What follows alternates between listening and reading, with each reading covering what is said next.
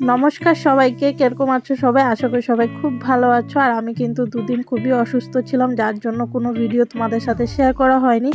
কিন্তু দুদিন পরে যখন এসেছি, একটা ধামাকা তো নিয়েই আসবো, তাই না?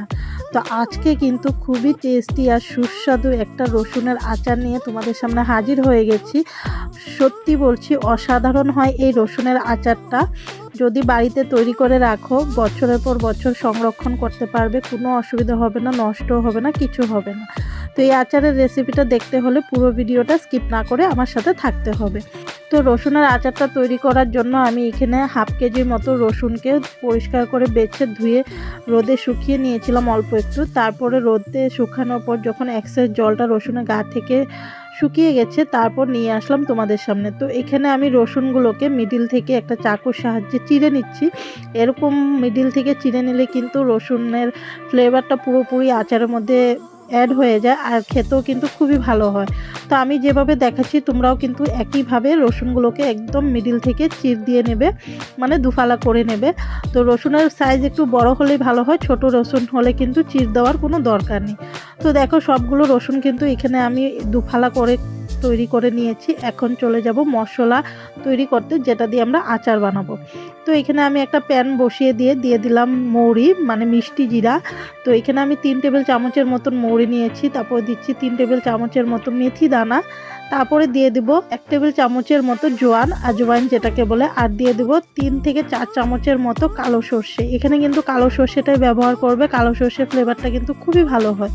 তারপরে সবগুলো উপকরণকে কিন্তু আমরা লো ফ্লেমে ভেজে নেব, যতক্ষণ না একটা মচমচে ভাব চলে আসে। তো এইদিকে মশলাটা ভাজা হতে থাকে, আর আমি তোমাদেরকে বলে দিই, তোমরা যারা যারা আমার চ্যানেলে নতুন আছো বা আমার ভিডিওটা নতুন দেখছো, তারা কিন্তু অবশ্যই আমার চ্যানেলটিকে সাবস্ক্রাইব করে দিয়ে পাশে থাকা বেল আইকনটি ক্লিক করে দিও।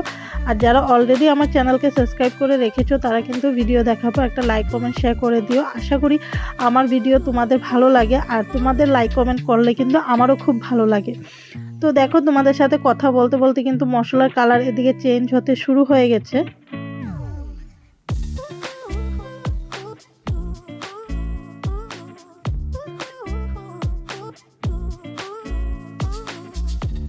তো খানিকটা সময় নিয়ে মশলাটা ভাজার পর যখন কালারটা এরকম চেঞ্জ হয়ে যাবে, তখনই আমরা প্যান থেকে নামিয়ে ঠান্ডা করে নেব। ঠান্ডা হয়ে যাওয়ার পর আমি এখানে দেখিয়ে দিচ্ছি, দেখো কি সুন্দর মচমচে হয়েছে।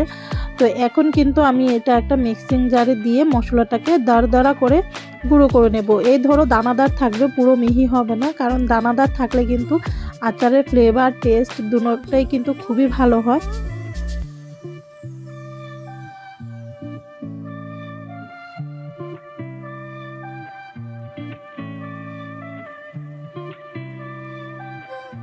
এখানে কিন্তু আচারের জন্য আমার মশলা একদম পারফেক্টলি তৈরি হয়ে গেছে। আমি একটু চামচ দিয়ে তোমাদেরকে দেখিয়ে দিচ্ছি যে কতটা দানাদার রয়েছে, পুরো মিহি কিন্তু আমি করিনি।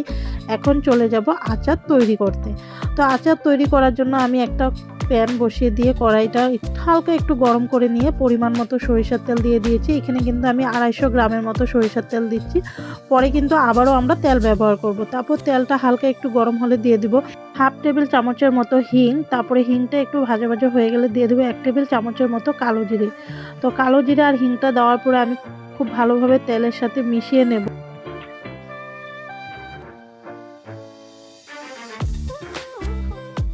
যখন কালো জিরে আর হিংটা তেলের সাথে খুব ভালোভাবে মিশে যাবে, তখন দিয়ে দেবো কেটে রাখা রসুনের টুকরোগুলো। রসুনের টুকরোগুলো দিয়ে অনবরত কিন্তু খুন্তি নাড়াতে থাকতে হবে, না হলে কিন্তু রসুনটা নিচে থেকে বেশি ভাজা ভাজা হয়ে যাবে, তখন কিন্তু আচারের টেস্টটা একদমই ভালো হবে না। তো আমরা রসুনটাকে ততক্ষণ ভাজবো যতক্ষণ না রসুনের কালারটা হালকা একটু ব্রাউন হয়ে চেঞ্জ হয়ে আসছে।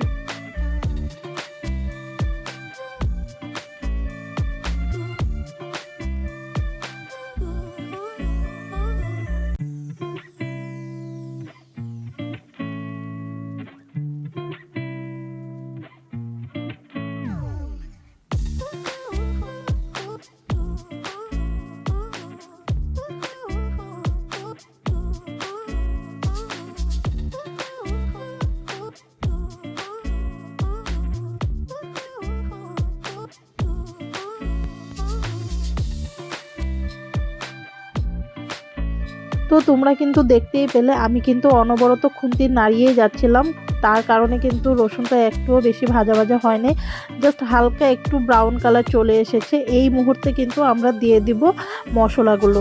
তো মশলার মধ্যে আমি ব্যবহার করছি 2 টেবিল চামচের থেকেও একটু বেশি কাশ্মীরি লাল লঙ্কার গুঁড়ো, আর দিয়ে দিব 1.5 টেবিল চামচের মতো হলুদ গুঁড়ো।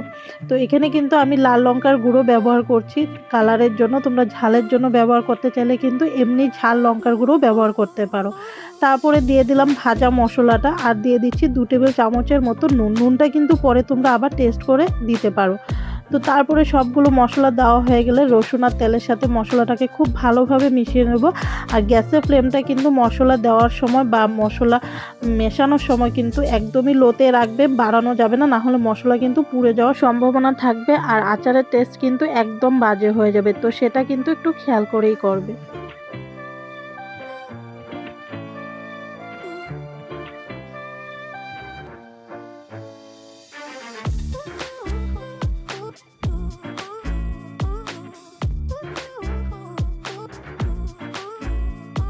তো মশলাটা মেশানোর পর কিন্তু আমি 4 থেকে 5 মিনিট খুব ভালোভাবে গ্যাসের ফ্লেমটা লোতে রেখে একটু কষিয়ে নিয়েছি, যাতে করে মশলার কাঁচা গন্ধটা চলে যায়।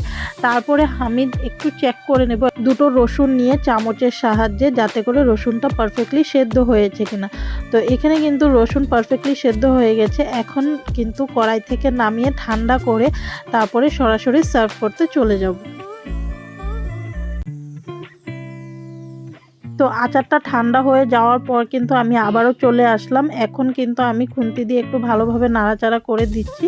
আর দেখো, ঠান্ডা হয়ে যাওয়ার পর কিন্তু আচারটা অনেকটাই জমে গেছে, কিন্তু চিন্তা করার কোনো দরকার নেই, আমরা কিন্তু পরে আবারও তেল ব্যবহার করব, আমি আগেও বলেছিলাম। তো এখানে আমি একটা কাচের বয়মকে ভালো করে ধুয়ে পরিষ্কার করে রোদে শুকিয়ে নিয়েছিলাম, যাতে কোনো রকমের জল না থাকে বয়মের ভিতরে, সেটা কিন্তু একটু খেয়াল রাখবে। আর যত সম্ভব চেষ্টা করবে এখানে কাচের বয়ম নিতে, প্লাস্টিক বয়ম নিলে কিন্তু আচারটা বেশি বছর সংরক্ষণ করা যাবে না।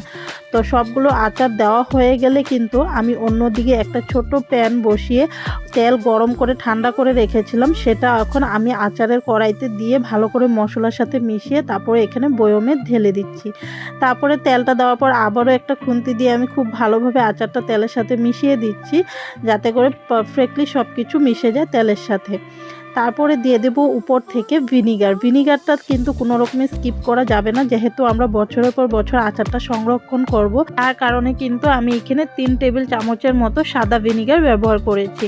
তারপরে বয়মের মুখটা ভালো করে টাইট করে লাগিয়ে নিলেই তৈরি আমাদের রসুনের আচার। তো ফাইনালি কিন্তু আমাদের রসুনের আচার তৈরি হয়ে গেছে। 2 থেকে 3 দিন রোদে দেওয়ার পরেই কিন্তু তোমরা এটা খেতে পারবে, আর বছরের পর বছর কিন্তু সংরক্ষণ করতে পারবে। তো অবশ্যই কিন্তু আমাকে কমেন্ট করে জানাবে তোমাদের কাছে ভিডিওটা কিরকম লেগেছে। সবাই ভালো থাকবে, সুস্থ থাকবে, আর আমাকে অনেক সাপোর্ট করবে। Thank you.